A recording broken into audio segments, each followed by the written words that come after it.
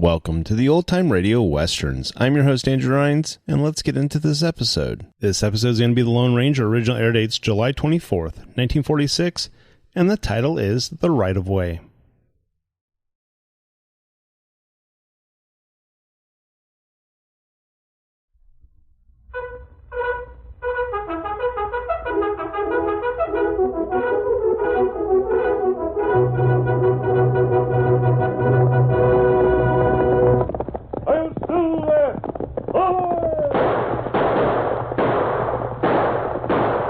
Fiery horse with the speed of light, a cloud of dust, and a hearty hi-yo Silver, the Lone Ranger.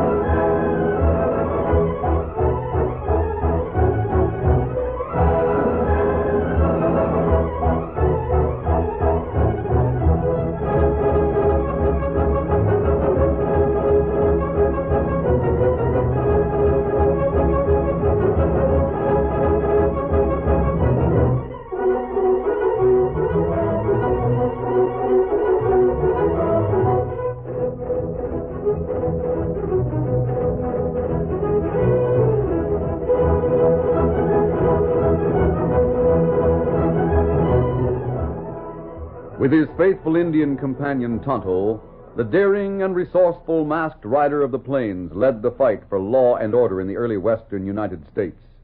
Nowhere in the pages of history can one find a greater champion of justice. Return with us now to those thrilling days of yesteryear. From out of the past come the thundering hoofbeats of the great horse Silver. The Lone Ranger rides again. Come on, Silver! Let's go, big fellow! I'm Silver! Away!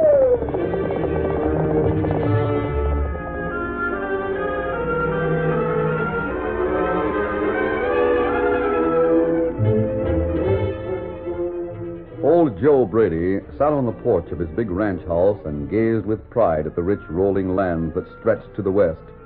The 3-hour spread was looked upon as the finest in the territory, and its owner, the aforementioned Joe Brady, as the hardest, most stubborn man for miles around. Joe, propped up in a comfortable chair on the porch, had fretted and fumed all day because a sprained ankle had kept him at the house. Though the people in the nearby town of Colston called him Old Joe Brady, he was really a sturdy, heavy-set man of 50-odd years, and he ruled the 3-hour spread and practically the whole town with an iron hand. As he sat there on the porch, Joe's wandering gaze suddenly focused upon a group of horsemen who had turned into the road leading to the ranch house.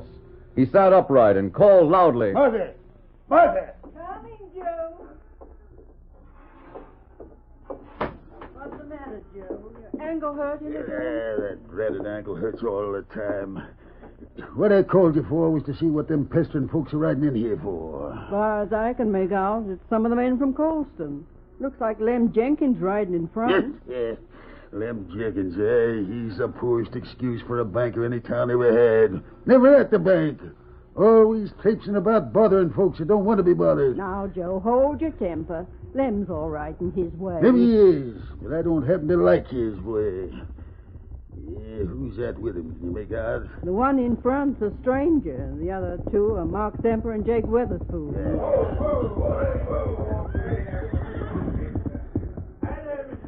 Howdy, Lem. Come up, all you. Call me Mr. Brady. That means Lem's after something. Evening, Mrs. Brady. Evening, Lem. I reckon you folks know Mark and Jake here. Of course we know 'em. We've known 'em all our lives, almost. All right, stop hedging, Lem. What you come out to get me to do? Joe, Mrs. Brady, I want you to meet Mr. Sims. Howdy. Now, Lem, you all just come out here for a visit, you're welcome. Martha will give you a good meal if you want to eat. But if you come out to talk me into something or to sell something, you might as well get back to town. Now, you do some talking for a spell. Joe, we really came out here to bring you good news, didn't we, boys? Sure did, Lem. It's good news for all of us, that's what. Well, I'm sitting here with my foot stuck in the air waiting for all that good news. Let's have it so I can settle back and take it easy again. Mr. Sims, maybe you'd better tell him. Mr. Brady, I represent the railroad. I take it you know we have tracks into Rockford. At present, that's our western terminal. Railroad, eh? I saw one of them contraptions once. Haven't any use for 'em. Too noisy and goes too fast. Well, I'm still waiting for that good news. Of course. You see, we've decided to extend our railroad further west.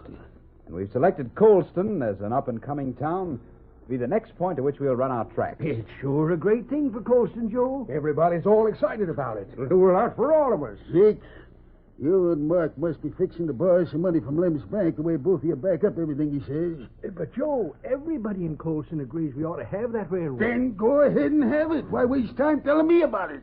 The fact is, Mr. Brady, we can't run our tracks into Colston without your cooperation. Hey, what do you expect me to do? Help you lay them tracks?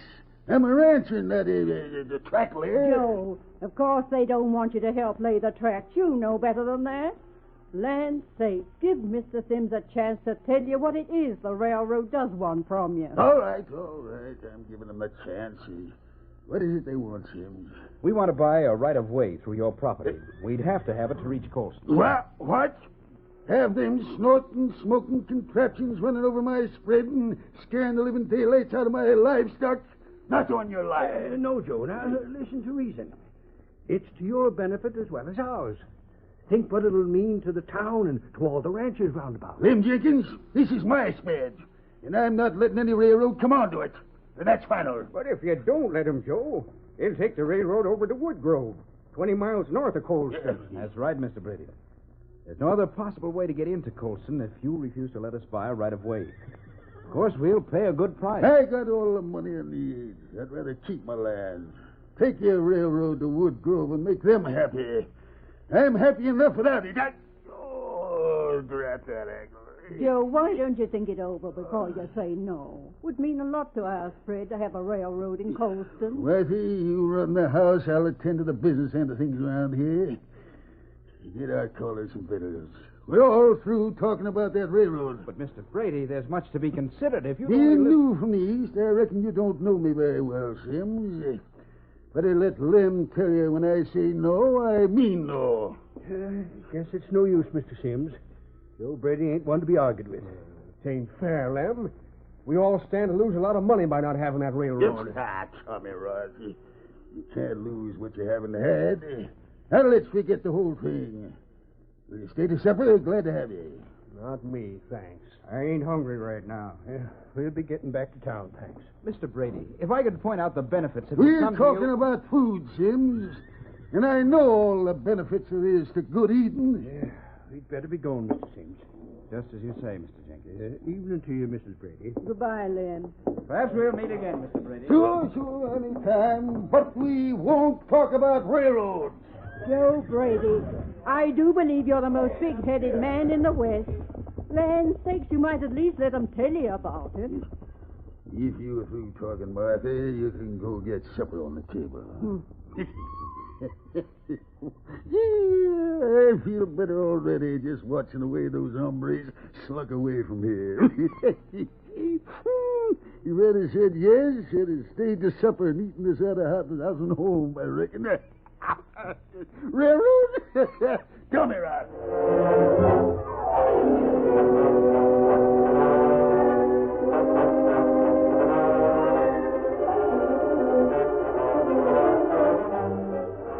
A week had passed since Joe Brady had refused to sell a right-of-way to the railroad.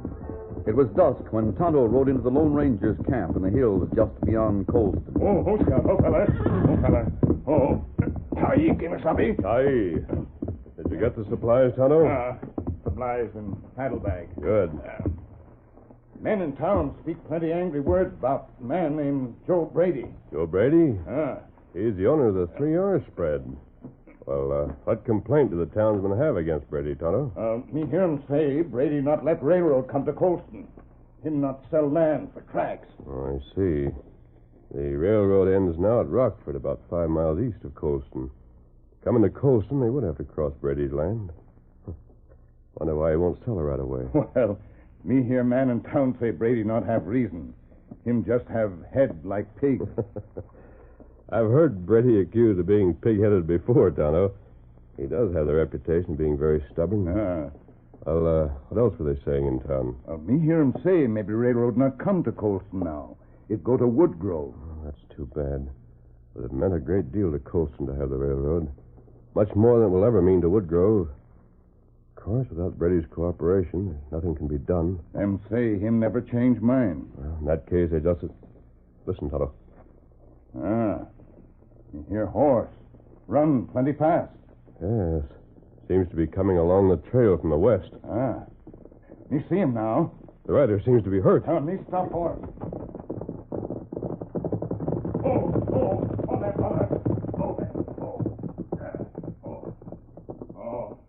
Man hurt bad, Kimasabi. Here, I'll help you.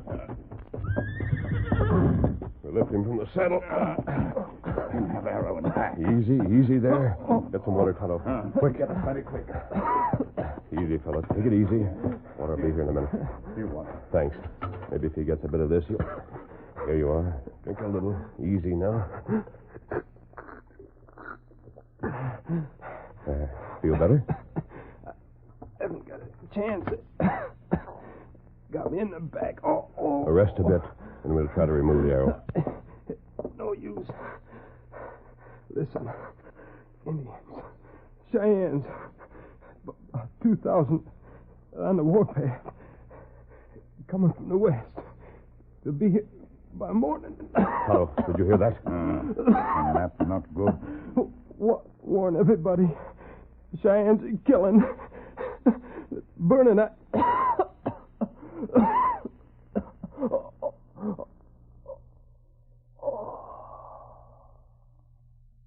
He's gone, Tonto. Poor fella. Him ride long way. Yes. Well, there's no time to lose. They've got to get all the ranchers to go into Colston. They might make a stand there. Come on.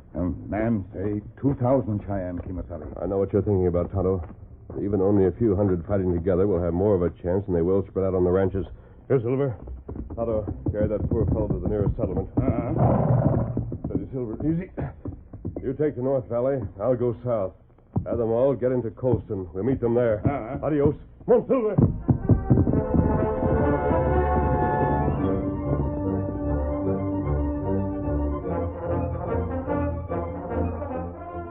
After Tonto rode with the man to the nearest settlement, he started out to warn the ranchers in the North Valley. The Lone Ranger rode southward. The steady, pounding hoofs of the great stallion Silver carried the masked rider of the plains from ranch to ranch, and at each he gave the same warning and directions. Oh, Silver, hold on. Oh. The Cheyennes are on the warpath. Go to Colston at once. Come on, Silver. Warning after warning was given by the Lone Ranger. Then Silver's untiring hoofs came to a stop before the ranch house of the 3R spread. Whoa, boy. Whoa, Silver. Whoa, now. Get the drop on it. What do you want? Maybe you better explain that mask, too, before There's no time for explanations, Mr. Brady. See here. The Cheyennes are on the warpath. 2,000 of them coming from the west. Be here by early morning. Quiet, boys, quiet. Look here, stranger. Maybe what you say Believe is it true. if you value your lives. All the ranchers are meeting in town to combine forces with the townsmen. Go there as soon as you can. Well, my men can go if they want to, but I'm staying here to protect my spread. All right, then stay. And throw away your stubborn life, Brady. You might at least think of your wife at a time like this. I came here to warn you. You can take it or leave it. Come on, Silver. Well, listen, men. You heard what that masked hombre said. Somehow I think he told the truth, so we'll all go to Colston. But you might as well know right now there ain't a living one of us that has a chance of coming through. Them Cheyennes will massacre every last person in Colston. We won't have a chance.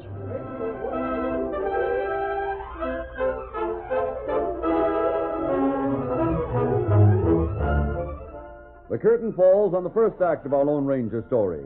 Before the next exciting scenes, please permit us to pause for just a few moments.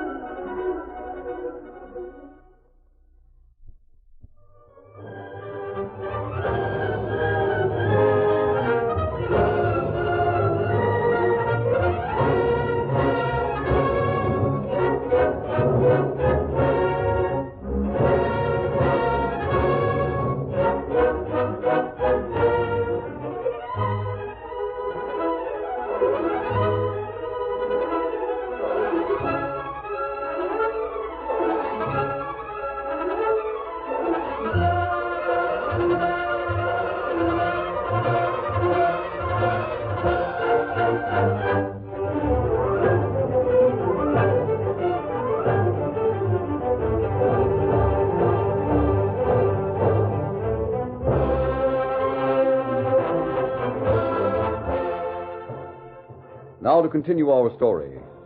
After learning that 2,000 Cheyenne Indians were on the warpath and heading toward the town of Colston, the Lone Ranger and Tonto rode from ranch to ranch, warning everybody and telling them to gather in town. That night, all the menfolk met in the town's largest building to make what plans they could to defend themselves and their families.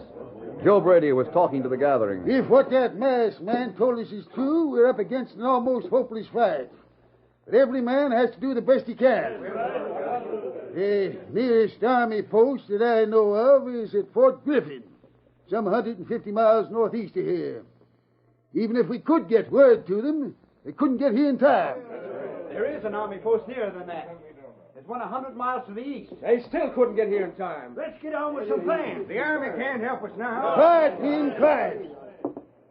Mr. Sims, if there is a post that close, I never heard of it. I saw the post with my own eyes, Mr. Brady. On my way out here 2 weeks ago. Oh, just a minute, Mr. Brady. I'd like to ask Mr. Sims a question. Well, go ahead, stranger. You brought us all here. Thank you. Mr. Sims, how did you make the trip out here from the east? On the railroad, of course. And the army post you mentioned must have been near the railroad. Is that right? Yes. In fact, General Sherman and over 1,000 men came out to the post on the railroad. Let's forget the railroad and talk over what plans Just a minute, Brady. We are making plans. I think we can meet those Cheyennes with a force almost as large as they have. How can we do that? General Sherman's army post is only 100 miles away from here, on the railroad. Say, that's right. I'll ride to the railroad terminal at Rockford, which is only 5 miles from here. I can telegraph the army post from there, and they can be here before morning with all the men at the post. But there won't be a train coming west through the army post before early morning. Well, it looks like that railroad idea is ours. Oh, wait a minute. Mr. Sims, would there be any railroad equipment at Rockford? Only an engine there. No, wait a minute. There's some stock cars there, ready for loading cattle. Good. Maybe we can work it. Mr. Sims, you represent the railroad, so you'd better come with me. You'll never make it, stranger. We can try. Tonto, you stay here and do what you can. All right, Mr. Sims, come on.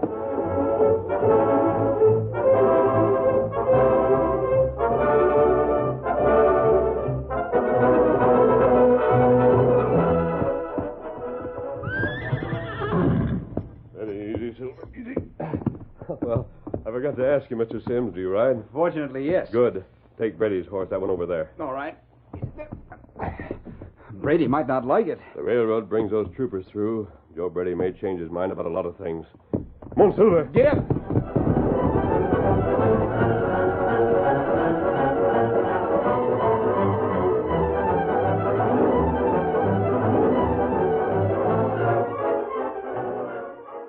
A short time later, the Lone Ranger and the railroad representative arrived in Rockford. While the Lone Ranger telegraphed the army post, Mr. Sims made hurried arrangements to start a train of stock cars on the trip to the post. It was almost 10 o'clock when the Lone Ranger, astride Silver, was talking to Mr. Sims as the railroad man prepared to swing aboard the train. How long do you think it will take to make the trip there and back, Mr. Sims? That trip one way usually takes almost 4 hours. 4 hours? That means 8 hours at the least before the troops get here in Rockford. It may be too late. Don't worry, stranger. I'll have the engineer open the throttle wide, even if it means a wreck. That's a chance we'll have to take. We're going to make the best possible time we can. Good. I'll hope for the best. I'll be waiting here. Adios and good luck. Goodbye.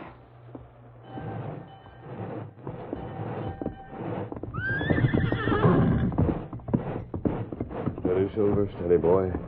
That noisy iron horse may turn out to be the best friend we've ever had.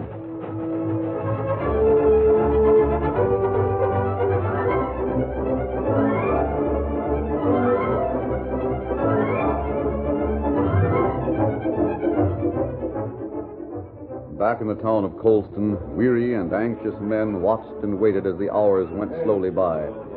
It was after 5 a.m., and dawn was breaking when Tonto, who had gone westward to reconnoiter, hurriedly drew rein before the hotel veranda on which Brady and others were waiting.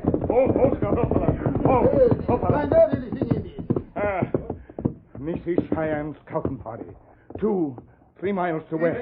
Then the masked man did tell the truth. Him always tell what true. Did you hear that, man? The Indian says he sighted the Cheyennes.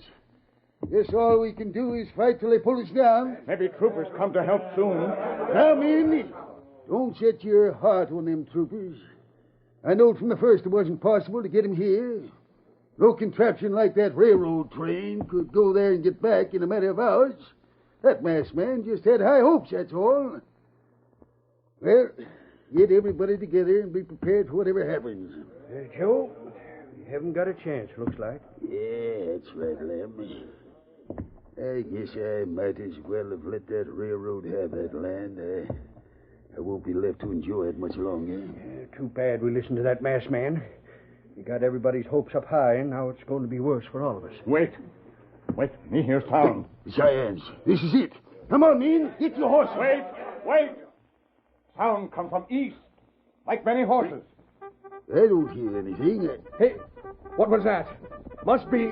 Right there, it can't be. Troopers come. And they got their horses with them, too. Must have brought them on the railroad. Look at them come.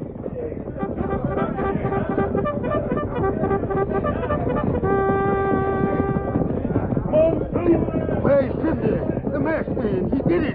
Come on, men. To your horses. We're going to help them fight them Indians.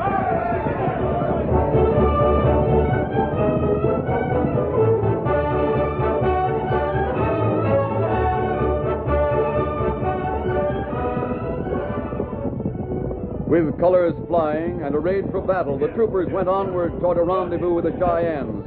And riding in the lead on his magnificent white stallion was the Lone Ranger, side by side with General Sherman. We'll sight them before long, General. I could bring only half my men due to the lack of train space. The rest will follow on the early morning train. You'll have the advantage. Your mounts are fresh, thanks to the railroad. The Cheyennes have been riding all night. Look ahead. There they are. Yes. We'll be meeting them on the plain, which is part of the Brady spread. Euchre, sound the charge.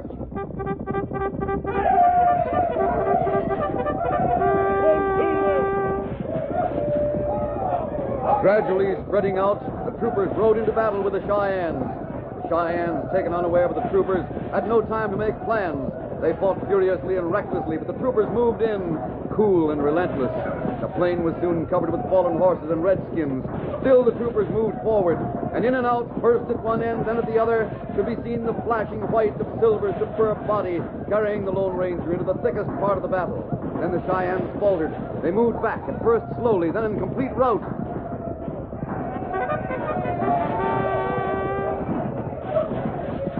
The din of battle died down, and a group of men stopped on the hillside to discuss the exciting victory.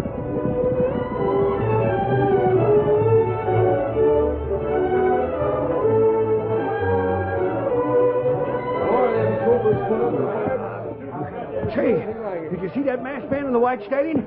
He fought like a madman. General Sherman's troopers sure showed those redskins what real fighting is. They sure did. Did you see old Joe Brady in there doing his part? Well, if it hadn't have been for the railroad, we'd have all been dead by this time, including Joe Brady. Yeah. See, I wonder if Joe's thought of that. Maybe. But I don't think even all this could change old Joe much. He's too stubborn to admit he's ever wrong. Here comes Joe Brady now. Hey, Golly, that was some fight, wasn't it? Never saw the like before, Joe. Hey, look. Come over to my ranch house later. General Sherman's coming there with that masked stranger. Sure, Joe. Be glad to. I want to meet them two. We'll be there, Joe. Good. I think maybe you'll all get a surprise, so don't forget to come. Get up there.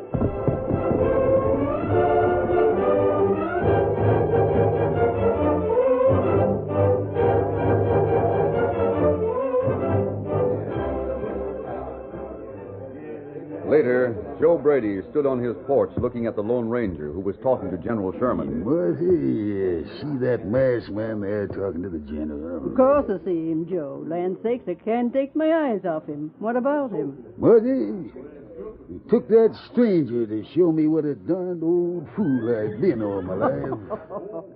Now, Joe, why didn't you just ask me? I could have told you. Yeah, well, I guess you could have with that, Martha. Yeah. Well, anyway, he risked his life and spent all that time helping us when he really didn't have a thing to lose by just riding away from our trouble. I overheard what you were saying, Mr. Brady. Might I say that the masked man puts duty to his fellow men above his personal safety or gain. That's why he didn't ride away and leave us to our trouble. Yeah. By the way, we've taken up an option on right-of-way to Woodgrove. That is, I'll go over to sign the option papers this afternoon. Option on the right of way for the railroad to go to Woodgrove, you say? That's right. Oh, no, you don't. Not on your life. What do you mean? I'll show you what I mean. I ain't letting you do me out of the one thing I can do to show my appreciation of that masked man. Listen, everybody. Last week, Mr. Sims from the railroad come to ask for right-of-way through my property to run the railroad to Colston. Well, me, being the stubbornest mulehead in this territory, I told him no. Then at that time, I meant it. But now, well, a bloody battle was just fought on my plain out there by the troopers that the railroad brought here to save our skins. What I'm trying to say is, I'm letting the railroad have all the land they need for a right-of-way, and it won't cost them a dime. They come through when we needed them, so I'll give them what they want. Mr. Brady, that's wonderful. Nope. Ain't anything wonderful about it, Jim. You know, the thing that is wonderful to me is the way that masked man does things. I want to see him and shake his hand, and if there's anything I got he needs, I'll... Gee, he's riding away. Him and that Indian friend of his. I don't even know who he is. I do. I found out from General Sherman. Well, you nitwit, don't stand there grinning like an ape. Tell me who he is. General Sherman said he's known as the Lone Ranger.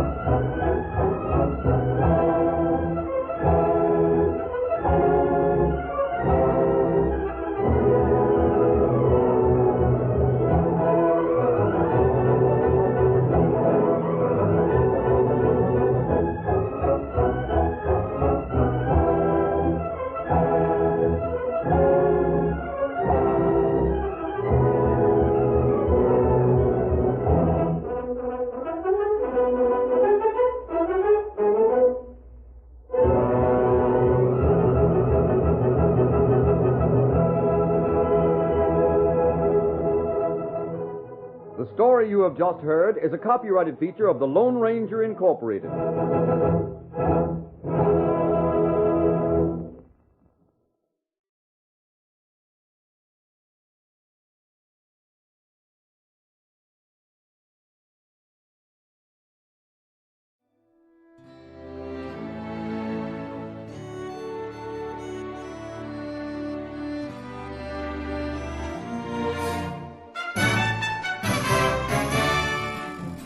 This has been a presentation of OTRWesterns.com, and we hope you enjoyed.